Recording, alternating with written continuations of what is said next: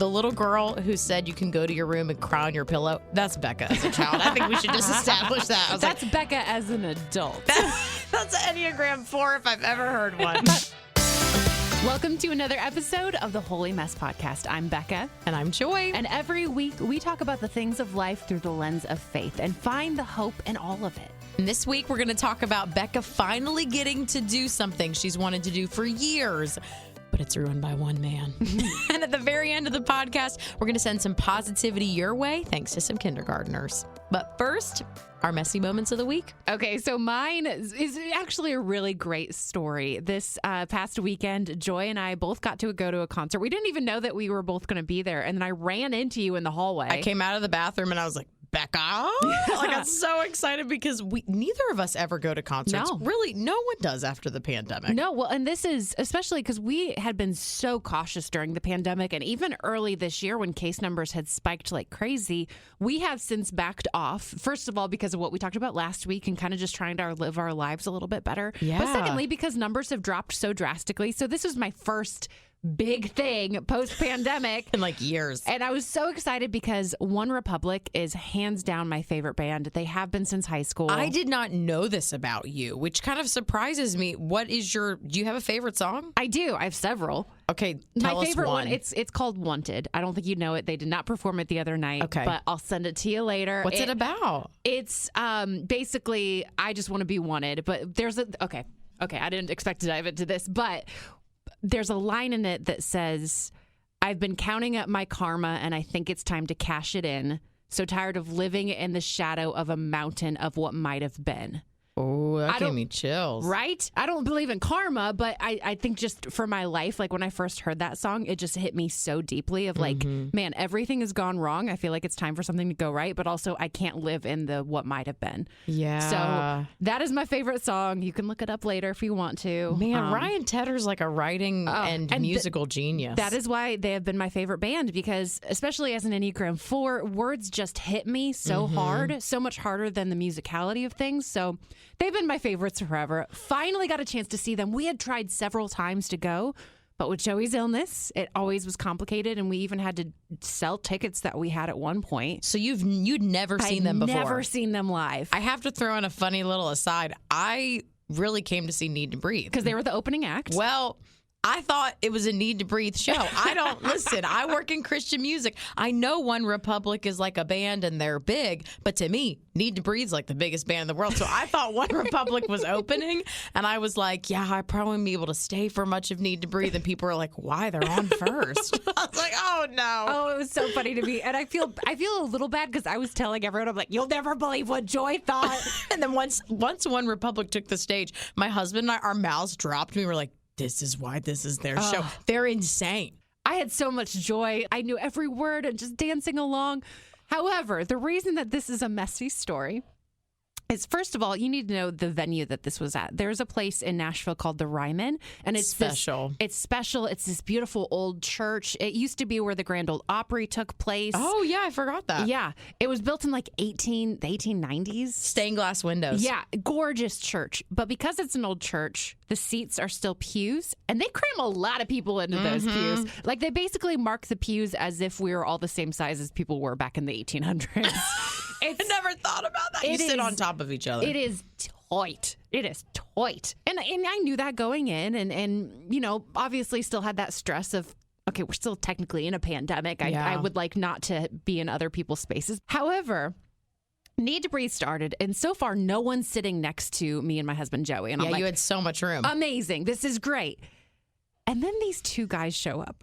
I guess they were with their wives. The wives did not bother me because they were further down the row. I'm laughing already because when they entered the room, everybody was like, "Whoa!" What? Because the one man, I think he sat beside you, had an alcoholic beverage in either both hand, hands, yep. raised above his head, and was like, "Whoa!"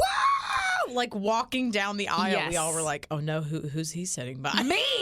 It was me. And also, I would like to say that he had already partaken of a few of those beverages before he got there. As he's getting into the pew, and mind you, I stood on the pew so he could get by me, and he puts his hand on my knee, puts his hand on my shoulder, on the top of my head, like, oh, excuse me, darling. Used your body as a step stool. Yes. And so then he keeps leaning over and asking us questions. And I don't, the Need to Breathe had already started. I just want to enjoy the show. It's loud. So he's yelling, like I can feel his breath on my face. Every time he'd lean over, I would just shrink back and like hold my arms in. I let my husband answer for me because I was so uncomfortable. What was he asking? He was like, who are you here to see? And Joey's like, the guy's like, Need to Breathe or One Republic. And Joey's like, both of them. He's like, oh, I'm here for Need to Breathe. He's just all very excited.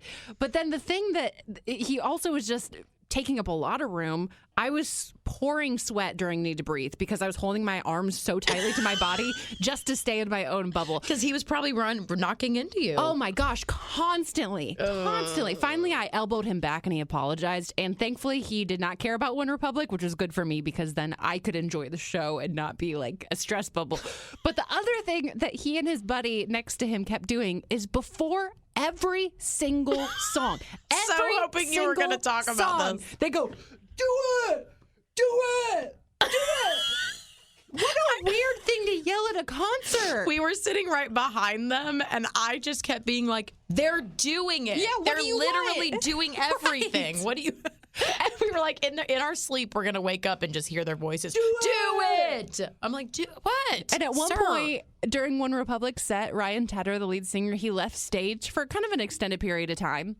Well, they did a little musical interlude, and the guy's like, he's not coming back. He pulled a hamstring. He's not coming back. He's not coming back. Not coming back. No, I was like, Bekah. oh my gosh. And thankfully, no one joined the chant because how many drinks have you had, sir? I missed that part because I'm a mom, so I only got to stay for like 10 minutes of One Republic, and then I had to go home. But it was awful, Bekah. I'm so sorry for you. The fact that you still found a way to enjoy it is a miracle from God. Yeah, I'm again very, very thankful that he was a massive Need to Breathe fan. Yeah. Because that helped me when it got, and I loved seeing Need to Breathe too. Don't get me wrong, but I've seen them live before. They're so great. But I was glad he calmed down for the majority of the show. And hopefully sobered up a little bit, I think, as well. Oh, my word. Okay, so my messy moment of the week has to do with parenting. My parents just came in town, which is not messy. That's wonderful. That's great, yeah. Yeah, I love that they got to spend time with my son.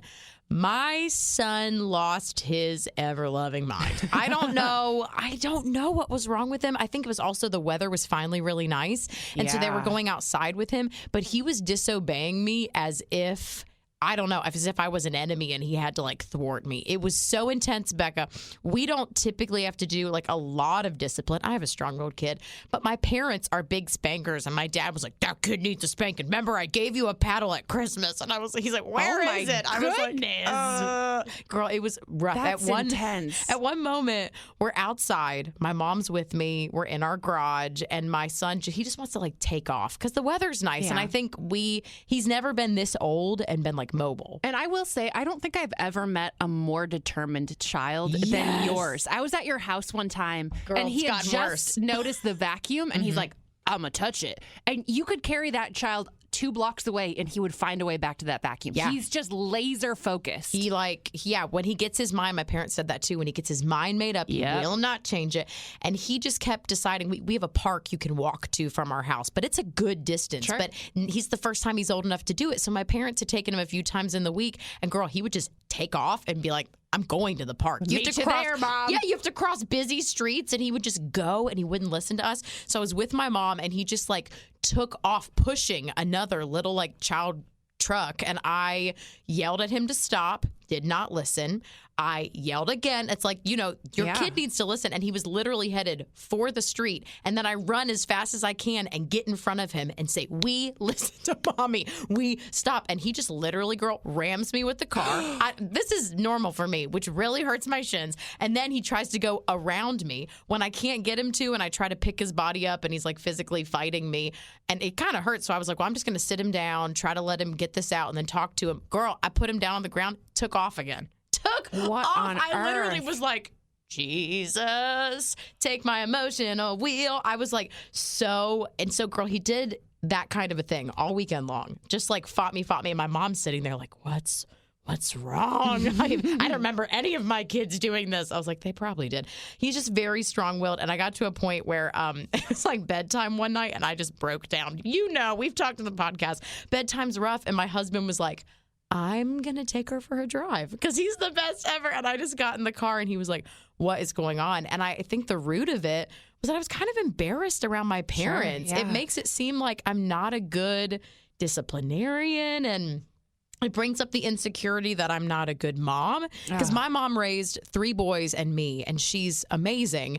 And her saying things like, well, I don't remember my kids ever doing this. I'm like, I don't know what to do. I'm so new at disciplining. Yeah. So But that was 30 years ago. And Right.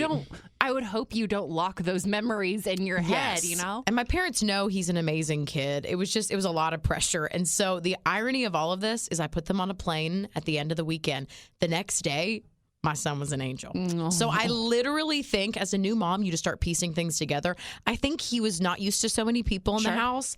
I think he was overly excited because he got to go outside because it's spring and it's warm, and he learned he could get to the park and like all these different things. So I think now that he's back in his element, thankfully it's better. Because when you have a bad moment as a parent, sometimes you're like, is this how it's going to be? Sure, and you just yeah. get so scared. So I did have a breakdown moment, but like we're doing better. We're doing okay. I haven't had a breakdown this week. We'll celebrate that. I also am wondering, when your parents are there, are they like typical grandma, grandpa, like anything you want, you get? I don't to know. Judah? That's a good question. I was at work. I don't know. I'm what just they did. wondering if maybe because he's the cute grandkid and they just got to fly in for a few days and like, oh, we're going to spoil him. We're They going to might treat him. have. He wants to go to the park. Oh, you know what? We're not up for it, but we'll go to the park anyway. I do think that's what was happening, girl. And And so my then dad was exhausted. All of a sudden, he's like, well, I'm the boss now.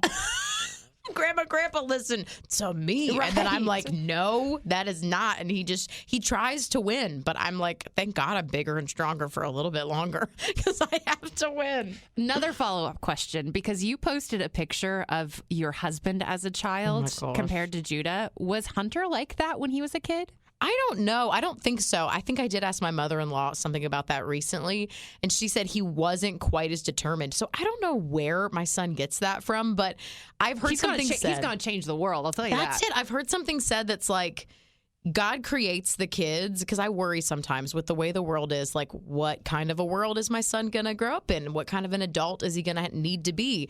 And it's like God creates the personalities that they need. So I'm like, this world is crazy right now. Who knows what it'll be in 20 years? But my son might need that intensity to like face what's going to come his way. I do always pray that he like stands up for the least of these. So when he gets his mindset to something, he's going to do it. He's going to be like a human rights attorney or something like amazing. That would be great. Or probably a pastor if, because Hunter's maybe not. Yeah, he could. Who knows? I'll be proud whatever he does. Of course you will. Of course. All right, we're going to move on to our What We Learned in Therapy segment. And this segment, it's going to look different from week to week because, first of all, Joy and I are in therapy every other week. And so sometimes there's just not that big revelation. We're still going to share tools that we have experienced. But also sometimes therapy just isn't quite what you expect, and that's okay too. Yeah, I went about 2 weeks ago, and I have to say it was probably the first time that I didn't get something major out of it, and I left really disappointed. But I wanted to make this point with you because we're such advocates of therapy.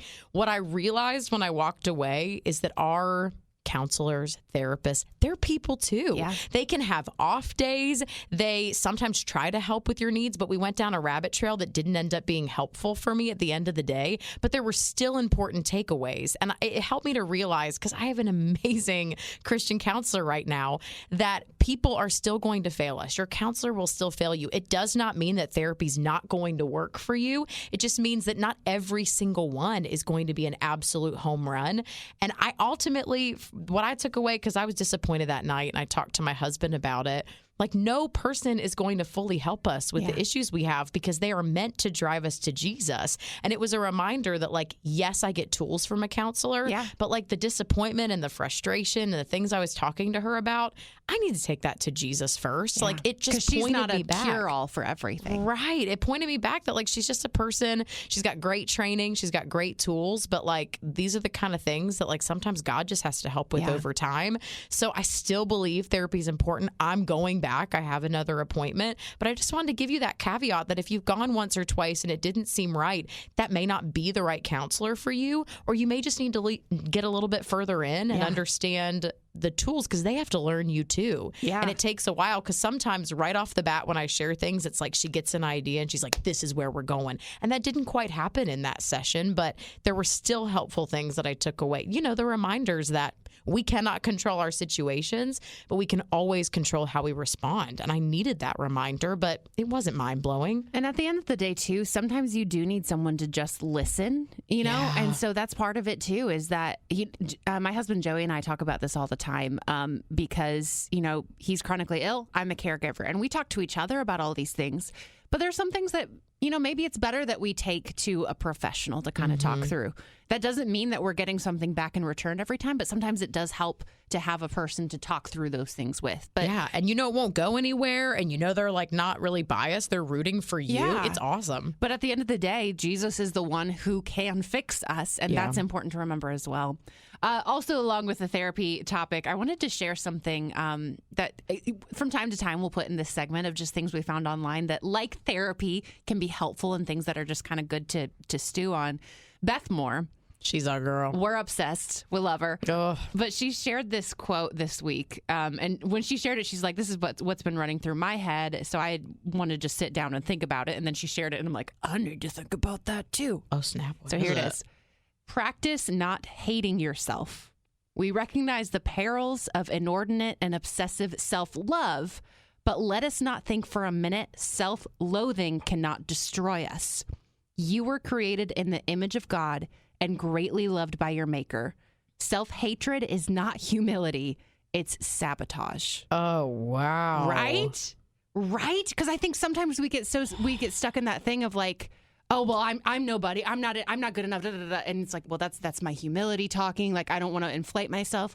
But I think, and especially as women, I can't speak for men, but I would say as women, we definitely can be better about beating ourselves up and just hating on our bodies, hating on every little thing that we perceive as a flaw, forgetting that that's just as damaging as inflating our own egos, as being obsessed with ourselves, as being self-absorbed.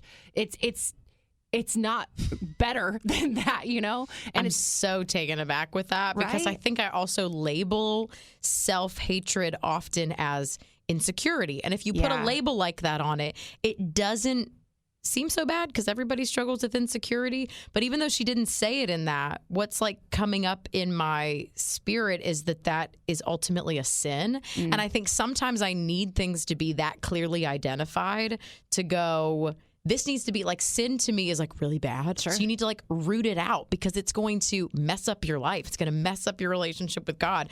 But like vulnerability, or not vulnerability, but like insecurity is the kind of thing that I feel like I just kind of like work on it, but I like live with we're all it. Insecure, whatever. And self-hatred is a version of that. It just sounds worse. It does sound worse. But we do it all the time. And I think it's maybe a good reminder that when an insecurity does come up, because they're going to come up, is identifying, okay, is this something that I just need to overcome, or is this something that I need to take to God because I am sabotaging myself right now, because I'm sabotaging how I can love others because I have no idea how to even love myself. I do feel like we should point back to the conversation with Jennifer Taylor Wagner that we did, and I think episode 4. And you still have the keyword. So if you just want to text the word body, BODY, to 91979, that'll take you directly to that conversation. Yeah, but I'm in the process of trying to get healthier and to lose some weight right now. But she talks about there's a healthy way to do that worships and honors God. But at the same time, we have to be so careful with how we look at our bodies. And that plays into this exactly. So we're just speaking some love over you today because, man, we could all use some work in that area. Absolutely. All right, on to our mess and bless of the week. Mess first. Joy, you want to go? Oh, absolutely. You know what's going on in Ukraine. We don't even really need to talk about that. It's heartbreaking. But here is the mess of the week. There is a French restaurant that is receiving some serious hate, and it's really not fair because their key dish is poutine. You know what poutine is? Is it gravy? It's fries with gravy on it and like cheese curds. It's really delicious, and it's a Canadian dish. So they serve poutine. People are confusing that with Putin. And people are literally, they said we've received threats, we've received phone calls, insults. People are coming in, people are writing reviews. I mean, this really hurts a restaurant. And they were like, it's poutine. It's French fries. I need you guys to chill out. They were like, we are against Russia. And they were like, same. Come eat our fries. Yeah, like, chill out, everyone. So it just shows you need to like understand what's happening. There's poutine and there's poutine, and they're not the same. One has an E and is delicious, and the other does not have an E and is horrendous. And we. I was gonna say things, but but apparently Putin's even controversial. We were just talking about that in a meeting, but like obviously praying for peace with Ukraine and for this poor French restaurant.